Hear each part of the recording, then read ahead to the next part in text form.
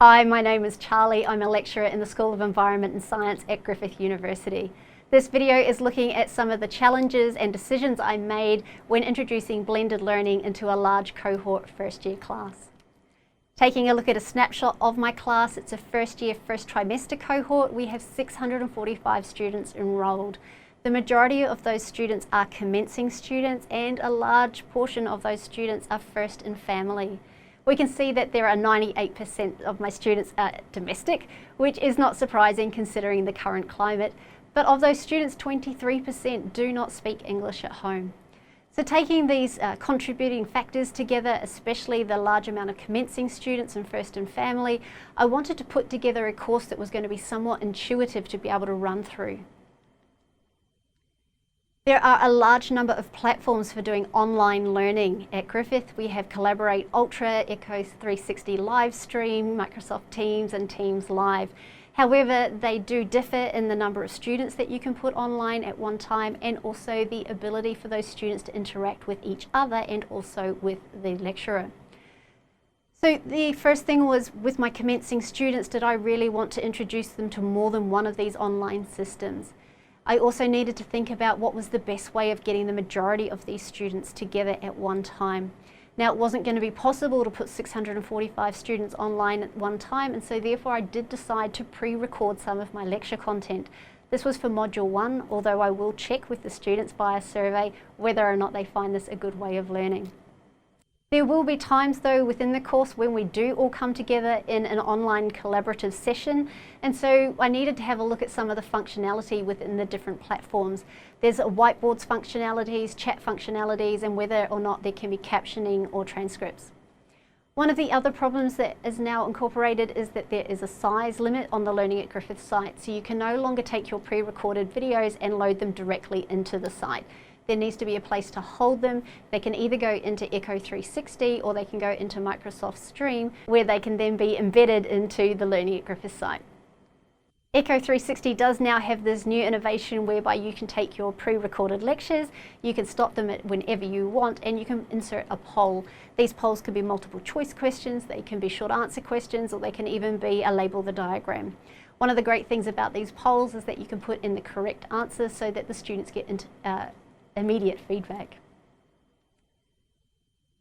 So my final decision was that I wanted the students to be able to have a one-stop shop. So that was going to be Learning at Griffith Blackboard site. I wanted them to be able to access all of their content via their course content area. I did decide to record mini lectures, at least initially, and I will use the polling features and the automatic speech recognition that is available with Echo 360. I do want to make sure that the students know who the course convener is and that they feel that they can contact me, that I'm personable. And so I did ensure that I had a large presence in some of these initial recorded videos, a little bit like this one where I take up about a quarter of the screen, so that the students could contact me if necessary. Because all of my information was going to be this one-stop Learning at Griffith shop, I did want to make sure that it was put out in a way that was intuitive but also wasn't too busy within the screen. And so I decided to use a lesson plan within Learning at Griffith. And then I decided to embed all of the lectures within the correct pages of those lesson plans. I am having Feedback Friday, which is an interactive online class. What happens with Feedback Friday is the students review all of their lecture material. They will write in a survey what 3 topics they found most difficult. I take the top 3 topics and will write my own lecture for those topics so that we can interactively discuss what they're finding difficult, and we can also have question and answer sessions. To make the most of the student experience while they're on campus, I've changed the workshops to have a directed group work. This means that I'm implementing escape rooms. They are going to have to work together to be able to complete the workshops and to be able to escape. Okay, so that's enough of some of the choices and decisions. Let's take a look at how the Learning at Griffith site came together. So now if we take a look at the Blackboard Learning at Griffith home site, so this particular site couldn't be done without the wonderful support from Sue Whale, who is a blended learning consultant with Griffith Sciences. Within the site, we can see that we have a student support resources tile. The students click here, they can find answers to frequently asked questions. There's also a student support tile here where they can find things like library services and different resources. Within the course overview tab, there is an introductory video that the students can watch prior to the start of trimester so that they can start having a good look through the Learning at Griffith site. You can see that I have made myself quite large as a presence within this video. Again, that was to show that there is definitely a course convener attached to this particular course, and if they have any issues, they can come and see me. Within the same site is the course planner, so they can look at the subjects that they need to review. There is also the times that they need to be online and any assessment items that are associated with their subjects, the dates that those close. There's also times for workshops and quizzes and when they have their mid-trimester exam. Looking at Collaborate Ultra, within the Collaborate Ultra button, there is the access to the Collaborate Ultra room. There is another schedule for them so that they know exactly when they need to be online. And if we go down a little bit further, there is instructions on how to use Collaborate Ultra. If we now move to the course content, the students are able to see all of the modules that are involved within the content. However, because of this coming soon banner, they're not able to access them. They can see, however, when the different modules will be opening and when they're going to be expected to complete those modules. Now, if we have a look within Module 1. Within Module 1, we can see the different topics that the students are going to be learning about. We can see that Topic 1 is going to commence within Week 1, and then Topics 2 and 3 need to be completed by March the 18th. The reason for that is March the 19th, we're doing Feedback Friday. We'd have a quick look in Chapter 1. So this is what the lesson plan looks like. You can see that there's a table of contents over here on the left. The students can make it smaller or bigger. They can even put it down the bottom of the page if they want. There's going to be some learning outcomes. They move to the next page.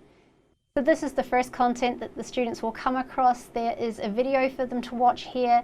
There are the slides that are used within the video. They can either watch the video within Welcome to the first unit of Human Biology, or they can make it much bigger.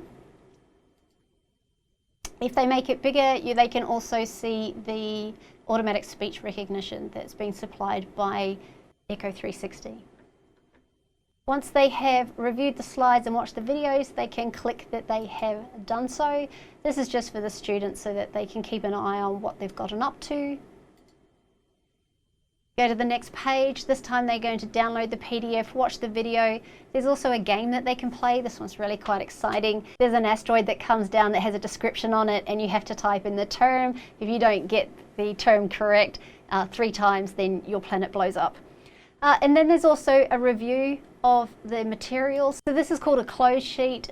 You can see that they still have to answer particular questions or fill in the gaps. This is not supposed to be all of their study. This is supposed to be a starting point so that they can then move on from this. Next video to watch, again, you can see that it's following a particular formula. So there is the download of the PDF, there's watch the video, there's an activity, and there is the review. So this particular page is telling them that the next page is going to contain the assessment item. So the assessment item is an assignment that is linked to an online platform. If we click that link, and so this is their Week 1 assignment. Again, one of the things about this course site is that they don't have to leave it to find any of their content. I hope that you found this video useful. Again, a big shout out to Sue Whale, who was at the blended learning team for Griffith Sciences, for helping to put this particular website together. Thank you for your time.